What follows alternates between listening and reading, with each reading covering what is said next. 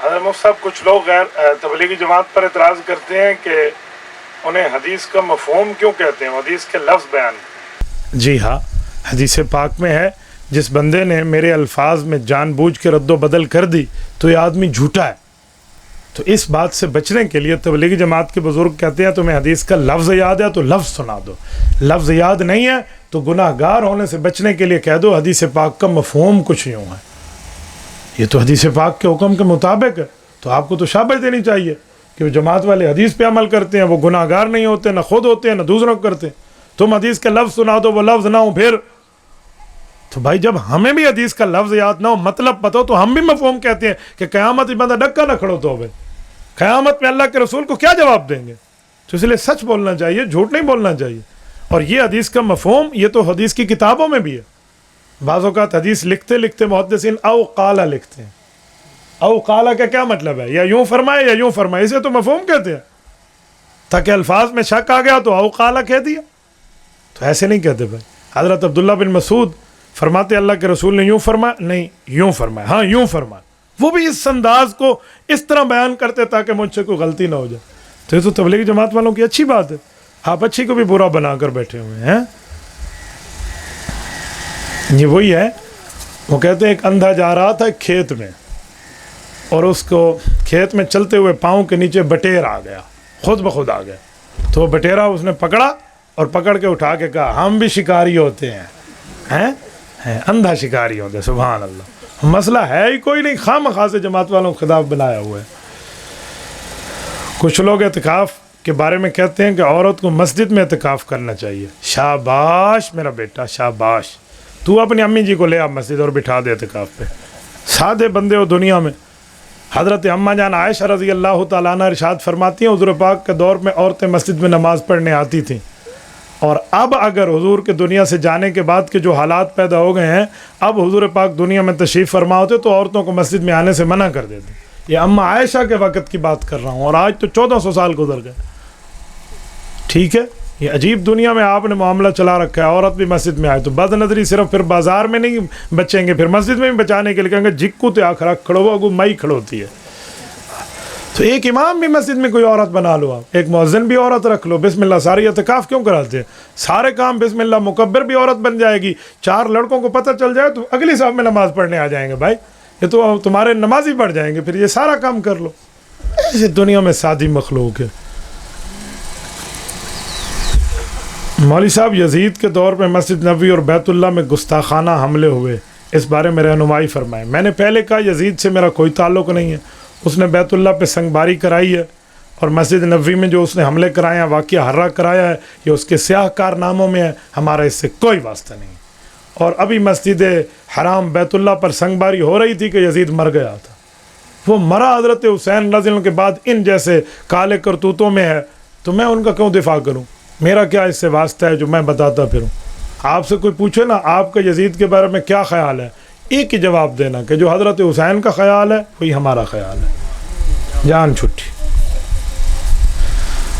کچھ فکری جماعت والے کہتے ہیں ہم علماء دیوبند سے ہیں۔ علماء دیوبند سے فتویٰ آ چکا ہے کہ فکری کوئی دیوبندی شیوبندی نہیں ہے۔ میں تو حیران ہوں، وہ اکھے وہ گھینن میں دے تو اے آدھی میں فرنٹ سیٹ تے باسا، جی ہاں بھائی وہ فتویٰ لکھ کر بیٹھے ہوئے ہیں بھائی ان کا دیوبند سے کوئی واسطہ نہیں، اور آپ کہتے نہیں ایسا ہے سے بھا تو ہیں پکا پکا ہے پتر۔ مفتی صاحب بدعت حسنہ بدعت کبیہ میں کیا فرق ہے؟ ان کی شرعی تعریف کیا ہے، حیثیت کیا ہے، اس میں کیا شامل ہے کیا شامل نہیں ہے؟ دیوبندی علماء عقیدہ حیات النبی کے قائل ہیں، بدعت حسنہ پہ عمل کرتے ہیں یا نہیں؟ وضاحت فرما دیں۔ سوال والے کو پتہ ہی نہیں ہے سوال کیسے لکھتے ہیں، پہلے سوال تو لکھنا سیدھا سیکھ لو۔ اور خدا کے بندے بدعت والا معاملہ اور ہے، عقیدہ حیات النبی والا معاملہ اور ہے، 2 سوال آپ نے گڑمڑ کر دیے ہیں۔ یہی حال ہے کہ جیسے کوئی بندہ کہ بھائی آپ کا نام کیا ہے؟ آپ کا نام کیا؟ محمد اسماعیل۔ اچھا اسی لیے انڈیا کا دارالخلافہ دلی ہے، تو بھئی اسماعیل کا دلی سے کیا تعلق ہے؟ انہوں نے بھی ایسے 2 باتیں جوڑ دی ہیں خواہ مخواہ سے۔ سب سے پہلی بات کہ بدعت بدعت ہے، بدعت حسنہ کوئی بدعت حسنہ نہیں ہے۔ بدعت حسنہ کہتے ہیں اچھی بدعت کو، بدعت کب اچھی ہو سکتی ہے؟ حضور پاک علیہ السلام فرماتے ہیں من احدث فی امرنا ھذا ما لیس منہ فہو رد۔ صحیح بخاری میں عائشہ کی روایت ہے، فرمایا جس نے دین میں بدعت نکالی میں محمد کریم اپنی اتھارٹی سے اس کو مردود قرار دے رہا ہوں، رسول اللہ صلی اللہ علیہ وسلم نے فرمایا۔ تو اب بدعت حسنہ نہیں ہوتی۔ لیکن جو ہنسنا کہتے ہیں ذرا میں ان کی بھی پوری لتریشن کر کے جاتا ہوں کہ وہ ہنسنا کا چکر کیا ہے. نمبر 2، حضور پاک نے فرمایا من وقر صاحب بدعت فقد اعان علی ہدم الاسلام. جس نے کسی بدعتی بندے کی، بدعت کہتے ہیں سنت کے مخالف عمل کرنے والا، فرمایا بدعتی آدمی کی عزت کرنا شروع کر دی، اس نے تو دین کو گرانا شروع کر دیا. تو اس لیے بدعت میں کوئی ہنسنا نہیں ہے، ہمیشہ بدعت قبیح ہے، غلط ہے. اچھا یہ بدعت ہنسنا ہے کیا؟ لوگ حضرت عمر رضی اللہ عنہ کو ایک واقعہ سناتے ہیں کہ حضرت عمر رضی اللہ تعالیٰ عنہ تراویح کے بارے میں فرمایا نعمت البدع، اچھی بدعت ہے تو بدعت حسنہ بن. حالانکہ یوں نہیں ہے. محدث ابو شامہ رحمہ اللہ نے کتاب الباعث میں جو یہ روایت لکھی ہے تو پوری لکھی ہے، آپ کے پاس آدھی ہے جو آپ آدھی سنا رہے ہو. وہ فرماتے ہیں حضرت عمر نے فرمایا ان کانت البدعۃ فنعمت البدع، اگر اس کو تم بدعت کہتے تو اچھی بدعت کہہ سکتے، تو جب بدعت کہنا نہیں ہے ہی سنت تو اچھی بدعت کہاں سے آ گئی؟ یہ پورا جملہ ہے، یہ پورا جملہ ہے، ورنہ نہیں ہے. اور اس کی کوئی شرعی حیثیت نہیں ہے. بھائی بدعت غلط ہے، کل بدعت ضلالہ، ہر بدعت گمراہی ہے، وکل ضلالۃ فی النار، ہر گمراہی جہنم لے جائے گی. بدعت ہوتی حضور کے کام کی مخالفت ہے. جو امتی نبی کے کام کی مخالفت کرے اس بے ایمان کا کوئی ایمان بچتا ہے؟ تو اس لیے بدعت سے ہمارا کوئی واسطہ نہیں. بدعت بعض لوگوں کی عقیدوں میں ہوتی ہے، بعض لوگوں کے عمل میں ہوتی ہے، اس لیے دونوں سے بچیں. اور رہا عقیدہ حیات النبی، عقیدہ حیات النبی تو رسول اللہ صلی اللہ علیہ وسلم نے خود ہمیں سنایا ہے. اللہ کے قرآن میں عقیدہ حیات النبی پر دلائل موجود ہیں. عقیدہ حیات النبی کورس آپ میرا منگوا لیں، واٹس ایپ پہ منگوا لیں اگر ایسے نہیں لیتے تو. اس میں 10 قرآن کے آیات، 10 پیغمبر کے حدیث اور 10 صحابہ کرام کی صحیح سند کے اقوال موجود ہیں. صحابہ رسول کے فتاوی جات موجود ہیں کہ انبیاء کرام وفات کے بعد اپنی قبروں میں زندہ ہیں. خصوصاً رسول اللہ صلی اللہ علیہ وسلم قبر مبارک میں ایک حیات حاصل ہے جس کی بنیاد پر رسول اللہ دور والا درود پاک فرشتوں کے ذریعے لیتے ہیں، قریب والا درود پاک حضور پاک خود سنتے ہیں. تو عقیدہ اور نظریہ. ولا تقولوا لمن يقتل کی آیات موجود ہیں، ولا تحسبن الذين قتلوا موجود ہے، ولو انهم اذ ظلموا انفسهم جاءوك فاستغفروا الله موجود ہے، ليغفر لهم موجود ہے. اس طرح ولا ان تنكحوا ازواجهم من بعد ابدا موجود ہے. وہ کتاب مرقوم کے تحت روایت موجود ہے. یہ پوری روایات احادیث کی پوری تفصیل ہے. فلا تقم في مرية من لقائه وجعلنا هدى لبني، یہ پوری آیات ہے. آپ اس میں اٹھائیں اور دیکھتے چلے جائیں. آپ کے سامنے جو کوئی جھوٹ بول گیا ہو کہ اس پر آیات نہیں ہے تو آپ بھی خوش ہو جائیں آیات نہیں. اگر اس طرح جھوٹ مانے تو ہم مرزائیوں کی مان لیں. یہ تو خود کو مولوی کہہ کر جھوٹ بولتے ہیں نا آیات النبی پر. مرزائی تو خود کو نبی کہہ کر جھوٹ بولتے ہیں. جی کوڑ مننا تے مولوی تو نہیں، جھوٹے نبی تو مان لو. پھر ہم ان کو بھی غلط کہا ہے، انہیں بھی غلط کہا ہے. تو یہ تو اس طرح کی آیات ہیں. احادیث بھی ہیں. صحابہ کرام خود عقیدہ آیات النبی رکھتے ہیں اور بتاتے ہیں. حضرت انس رضی اللہ عنہ عقیدہ آیات النبی کے قائل بھی ہیں اور فائل بھی ہیں. خود سناتے ہیں، حدیث صحیح سند کے ساتھ موجود ہے، صحیح مسلم میں موجود ہے. مسلم شریف پڑھو تو سر پہ پگڑی باندھتا ہے، مولوی کو دستار فضیلت کہتے ہیں. مسلم نہ پڑھو تو سر پہ فضیلت ہی نہیں آتی، اسے مولوی کوئی نہیں کہتا. جلد نمبر 2 صفحہ 364، یہ قدیمی کتب خانہ کراچی کا چھپا ہے. ورقے کی بائیں سائڈ اٹھائیں، کتاب الفضائل باب فضائل موسیٰ میں حضرت انس رضی اللہ عنہ فرماتے ہیں اللہ کے رسول نے فرمایا میں نے خود اپنی آنکھوں سے حضرت موسیٰ کو ان کی قبر میں نماز پڑھتے دیکھا ہے. یہ حضور پاک نے دیکھا ہے. کوئی تیتے میں نہیں ریٹھا جو ایسا آگو بھئی یار میں کو تو کوئی بھولے کا تھی گیا پتہ حضرت موسیٰ آئی یا لالا موسیٰ آئی. ابھی حضرت موسیٰ آئی یا لالا موسیٰ آئی تو میں کو تو نہیں پتہ. تو میں بھول سکتے ہیں. اللہ کے رسول صلی اللہ امام الانبیاء بھولے ہیں یا حضور نے دیکھا ہے. کون سا راوی ضعیف کہو گے؟ دیکھنے والے تو حضور پاک علیہ السلام ہے اور بتانے والے بھی حضور ہیں. تو اس طرح کی کئی احادیث موجود ہیں. سیاست اس سے بری ہوئی ہے. تو عقیدہ حیات النبی وہ الگ معاملہ ہے، آپ کے بدعات کے رولے وہ الگ معاملہ ہے. یہ الگ الگ کو الگ الگ رکھا کریں. کچھ لوگ کہتے ہیں فلاں بکروی صاحب سے مناظرہ رکھا تھا وہ بھاگ گیا تھا. ہمارے مولانا اقبال صاحب موجود ہیں، یہ آپ کا چاہ لاکھا گواہ ہے، اس سے وہ مجھ سے بھاگ کے گیا. یہ اللہ نواز امان نے مجھ سے مناظرہ اس کا طے کیا تھا اور یہاں سے 1 نومبر سن 2012 میرے خیال میں 1 نومبر 2012 بچوں وہ اس کا حساب تو نے آج تک دیا نہیں ہے. اور میں حیران ہوں کیسے بکروی ہیں. میں ان کے ضلع بکر میں بیٹھا ہوں اور میں گاڑی کو پورے پاکستان میں گھماتا ہوں. جرأت ہے ان کی میرے آگے ذرا بات تو کریں، کہیں میری گاڑی روک دیں، کوئی بات کریں. ان میں جرأت ہے نا عقیدہ حیات النبی پر بات کرنے میں. کہتے ہیں ہمارے چیلنج کو بولنے کا تو میرے خلاف عدالت چلے جاؤ. रिट करो ना मेरे खिलाफ कि हमें कहते हैं इनका अहले सुन्नत वल जमात उलमा देवबंद से ताल्लुक नहीं है। मैं कल भी कहता था, मैं आज भी कहता हूँ, तुम अदालत में रिट करो, मैं कल अदालती फैसले में जीत के वो इंशाल्लाह फैसला भी दिखाऊंगा लोगों को। हमातियत का क्या उलमा देवबंद से वास्ता है? मैंने पहले मिसाल दी ना कि वो घेनन वेंदे थे यादी में उड़दी बांधी वैसा, तो इनका क्या ताल्लुक है? हेड ऑफ द उलमा देवबंद, डिपार्टमेंट ऑफ द उलमा देवबंद, दारुल उलूम देवबंद कहते हैं इमामती अहले सुन्नत वल जमात और देवबंदी नहीं है, ये कहते हैं नहीं हम फिर भी हैं। कैसे माने भाई? बाकी कोई भाग गया था, देवबंदियत ने वो खून पैदा ही नहीं किया जो भाग जाए। हाँ, भाग गया था, इसके घर में आया हूँ, साले अल्लाह नवाज अवान के घर आए बैठे हैं, इसके साले के घर में, इनके ससुराल में आया हूँ। भागने वाला तो अपने घर में भागता है, मैं तुम्हारे घर आकर भाग गया था। झूठ बोलते हो।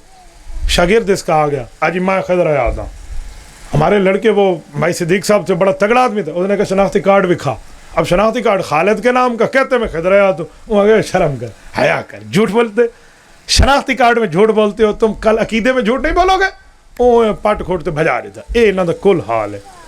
तो भाई आप भी बखर के हो, हराम भी बखर में बैठे, और मैं कोई लवारिस नहीं हूँ बखर में, याद रखना। आप हमसे बैठकर बात तय कर लें, बिस्मिल्लाह, जिसने पर्ची लिखी है वही खड़ा होकर अभी बात तय फरमा लें। मेरी तरफ से किसी एक एक बंदे पे आप हाथ रखते जाए, मैं बात करने के लिए तैयार हूँ, कोई प्रॉब्लम ये में नहीं है भाई। ऐसी बातें हैं, किसी भाई ने पर्ची लिखी वो तैयार है, तैयार कराते अभी तय करते हैं। अल्लाह अल्लाह खैर सल्ला, आओ दीदा बायत। ऐसी बातें हैं भाई, ये सिर्फ और सिर्फ ड्रामा, लल्लू पंजू लेकर आते, इसके साथ बात करो, इसके साथ। मुझे 12वां साल है तखस्सुस फिल इफ्ता पढ़ाते हुए, एक साल में मेरे पास कम से कम 1.5 दर्जन उलमाए कराम पढ़ते हैं तखस्सुस, 12-12, 15-15, 20-20, ये मैं 12 साल हो गए मुफ्ती कोर्स पढ़ाते हुए।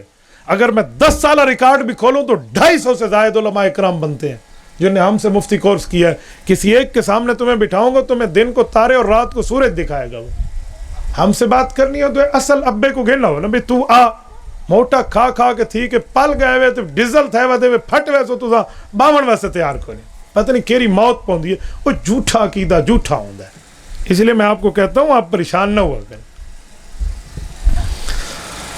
मुफ्ती अगर अमर मजबूरी किसी बिद्दी के पीछे नमाज जुमा अदा कर लिए जाए, बाद में दोहराने का क्या हुक्म है? दोहराने के दौरान 2 फर्ज जुमे वाले अदा करेंगे, जोहर वाले, बअमर मजबूरी या बअमर राहत, खुशी में या मजबूरी में आपने पढ़ा है, आपकी बिद्दी के पीछे नमाज नहीं होती, लिहाजा आपने जुमा पढ़ा था तो अब जोहर लौटाएंगे। अगर मुसाफिर थे तो 2 रकात लौटाएंगे, मुकीम थे तो 4 रकात जोहर लौटाएंगे। हाँ, मैं चक्रों में यूँ नहीं पढ़ता कि नहीं हो जाती है, क्यों? ये मेरी गर्दन इतनी ताकतवर नहीं है कि मैं जहन्नम का पुल बनवाऊँ इसे। कल तुम इस पे पाँव रखो और चले जाओ, क्योंकि नहीं होती वाली या होती वाला चक्कर तो मेरा था ना, आपकी नहीं हुई और मैंने कहा जी हो गई तो भुगतूंगा, तो मैं नहीं भुगत सकता आपका अजाब जहन्नम का। अपना इमाम खालिसतन सच्चा ढूंढो।